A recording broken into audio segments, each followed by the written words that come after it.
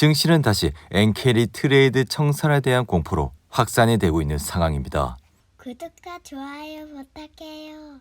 안녕하세요. 미국 주식하는 인겐입니다. 오늘 시장은 다시 일본은행이 정책 금리를 인상할 것이라는 관측에 무게가 실리며 엔캐리 트레이드 청산에 대한 공포가 확산되고 있는 상황인데요.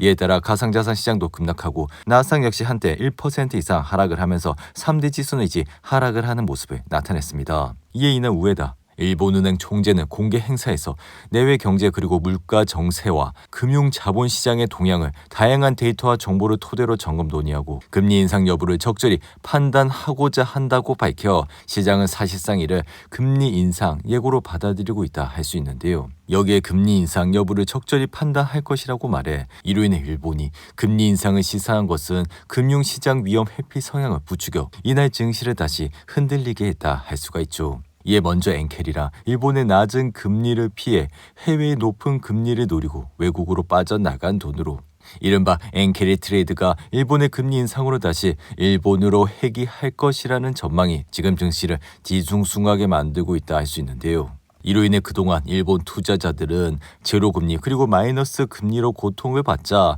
그 돈을 해외 자산에 투자하고 있었기에 그동안 금리 차를 노리고 미국 국채 등에 투자한 것이 일반적이었고 나아가 미 유럽 그리고 신흥국 고수익 자산에도 투자를 하고 있어 지금은 엔캐리 트레이드 자금 규모가 얼마인지는 정확한 통계는 없지만 단기적으로는 금융시장에 막대한 영향을 줄 수 있다는 데는 큰 이견이 없다 생각이 듭니다.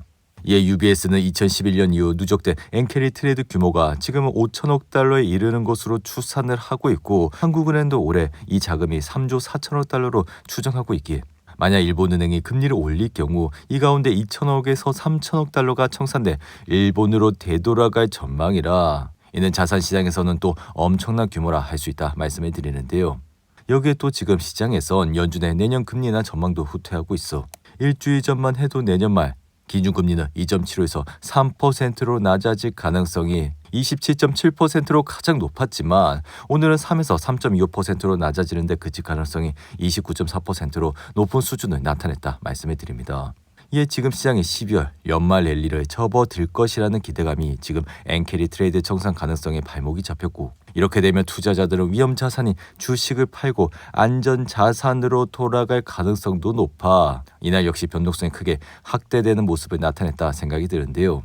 이에 이 같은 사항은 지난해 7월과 8월에도 있었다 말씀을 드리며 이에 나스닥 차트를 보시면 지난해 7, 8월은 엔캐리 트레이드로 인해 7월 22일부터 하락을 시작하면서 200이 이동평균선까지 내려와 단기간 약 2주 만에 지수는 급격하게 하락을 했다 말씀을 드립니다. 그리고 또 반등을 하면서 다시 상승세를 타더니 이내 하락을 하고 그리고 150이 이동평균선을 찍고 다시 반등을 하는 모습을 나타냈다 말씀을 드리는데요. 이에 이번 역시 나스닥 지수가 200이 이동평균선까지 내려갈 가능성도 있지만 이미 이러한 사항은 이전에 경험을 한 바가 있어 개인적인 생각은 지수가 이전만큼은 떨어질 것이라 생각은 들진 않고 다만 지금 상황을 유심히 지켜보고 단기적으로는 아마 이러한 현상에 대해서 당분간은 눈치 싸움이 될 것이라 말씀을 드립니다. 이에 주시장의 피어인 그리드 지수는 23으로 지난주 24까지 올라왔던 포인트가 다소 내려오는 모습을 보였고 여전히 시장은 극도의 공포감에 짓눌려 있기에 이러한 상황의 소리는 또 겁을 먹지 말고 좋은 주식을 꾸준히 모아가면 될 것이라 생각이 들며 이에 지금 상황이 이렇다 보니 최근 주가가 많이 올랐던 주식은 다소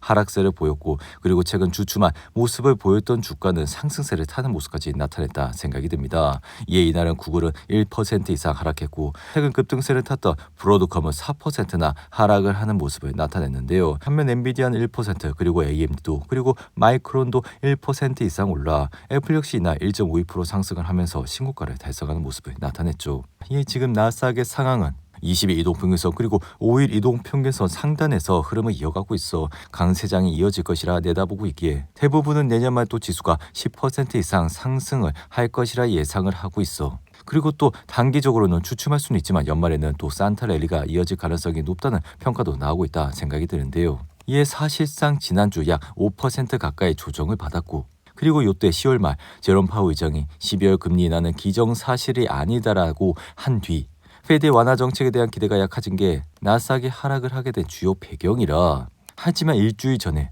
페드의 2인자 존 윌리엄스 연방연은 총재가 가까운 시기에는 금리를 조정할 여지가 남아있다고 하면서 시장은 다시 한번 힘을 되찾았다 할 수 있습니다. 이에 한때 30%까지 떨어졌던 12월 금리 기대 인하는 이제는 87%까지 올라왔고, 이 말은 이제 12월 금리 인하가 거의 뭐 단행된다고 볼 수가 있기에 다가오는 9일 시작되는 12월 FOMC를 앞두고 페드 인사들은 침묵하는 블랙아웃 기간이라 제롬 파월 역시 이런 시장 기대가 불편하다면 미리 신호를 줘야 하지만 현재까지는 아무 신호도 없기에, 즉 12월에는 금리를 내릴 것이라는 뜻을 우리는 확인할 수 있을 것이라 생각이 듭니다. 그리고 또 지금 주가의 펀더멘탈의 기업들의 실적 전망도 좋아 이미 3분기 어닝은 굉장히 좋아졌고 앞으로는 더 강할 가능성이 높기에, 심지어는 AI로 매출도 올라가고 기업들의 펀더멘탈 역시 더욱더 좋아지고 있는 모습을 나타내고 있다 말씀을 드리는데요. 이에 엔비디아도 사상 처음으로 시가총액이 5조 달러를 돌파했고, 다만 3분기 실적 발표 이후 주가는 흔들리는 모습을 나타내고는 있지만 여전히 매출과 주당 순이익은 시장 예상치를 크게 웃도는 모습을 나타내고 있습니다. 이에 따라 지금은 주가가 좀 하락을 한다고 하더라도 펀더멘탈에는 전혀 문제가 없고, 그리고 다가오는 4분기 그리고 내년 실적 역시 굉장히 좋을 것이라 예상을 하고 있기에 아직까지는 우리가 이러한 기업에 투자를 미루기에는 시간이 너무 이르다고 생각이 드는데요.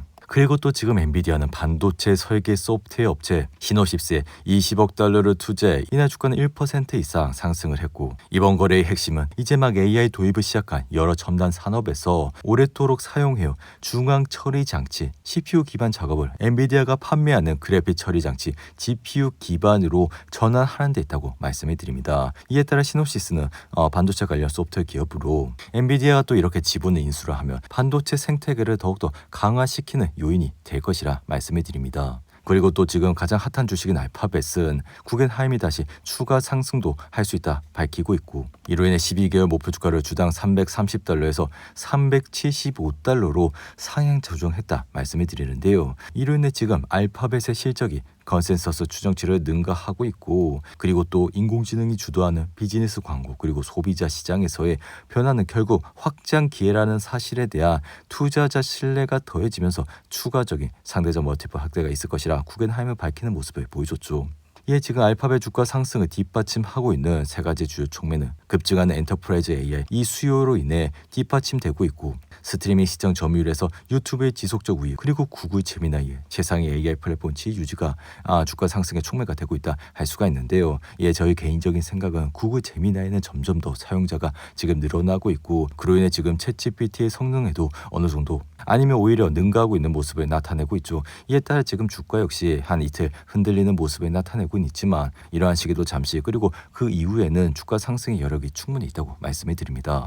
이에 구글의 차트를 보시면 이날 하락을 하면서 5일 이동평균선에 물리는 모습을 나타내고는 있지만 멤버십 영상에서도 말씀을 드렸듯이 이러한 상황은 구조적으로 앞으로 더 나아갈 가능성이 굉장히 높기에 알파벳의 주가를 꾸준히 공부를 해나가야 된다 말씀을 드렸는데요. 그리고 또 지금 구글의 상황은 실적도 잘 나오고 있어. 역시나 워렌 버핏의 버크셔 해서의 역시 상당한 규모의 자본을 알파벳에 투자를 했기에 이러한 현상은 과거 애플의 2010년대에 투자를 한 것과 유사한 형태라 앞으로 알파벳의 주가도 꾸준히 상승할 여력이 충분히 있다고 말씀을 드립니다. 그리고 또 지금 알파벳의 TPU를 설계를 하고 있는 브로드컴도 좋은 흐름세를 나타내고는 있지만 이날은 4% 이상 하락을 해 잠시 주춤한 모습을 나타내고 있고, 그럼에도 불구하고 브로드컴은 앞으로 이 에이지 시장에서 더욱더 발전을 할 가능성이 굉장히 높아. 이러한 현상을 지난 우리가 9월 실적에서도 확인을 할 수 있었기에 그 이후 주가는 꾸준히 상승을 하는 모습을 나타냈죠. 그리고 또 멤버십 영상에서 다음 주 브로드컴의 실적을 꼭 확인을 해야 된다고 말씀을 드렸고, 개인적인 생각은 이번 브로드컴의 실적은 시장 예상치를 크게 상회하는 모습을 나타낼 것이라 말씀을 드립니다. 오늘도 8분이 넘는 긴 영상 끝까지 시청해 주셔서 감사하고요. 가시기 전에 구독과 좋아요 잊지 마시고, 그럼 저는 다음 영상에서 찾아뵙겠습니다. 감사합니다.